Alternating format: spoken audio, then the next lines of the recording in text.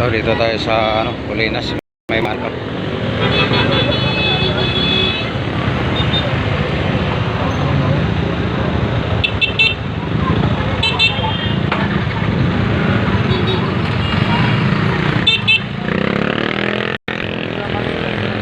Driver. Ha? Diyan sila mali. Oo, wag na saktan eh. Nandiyan, hindi naman tumakas. Oo, hindi naman eh. Oo, hindi naman tumakas yan. Babayaran ng kumpanya yan. Diyan siya yun eh. Oo. Ay, dito pa saktan. Eh bakit nandito nanggaling yung van? Bumalagbag na to. Ha? Preno na to eh. Ha? Preno. Ah, nala nga. Bumalagbag.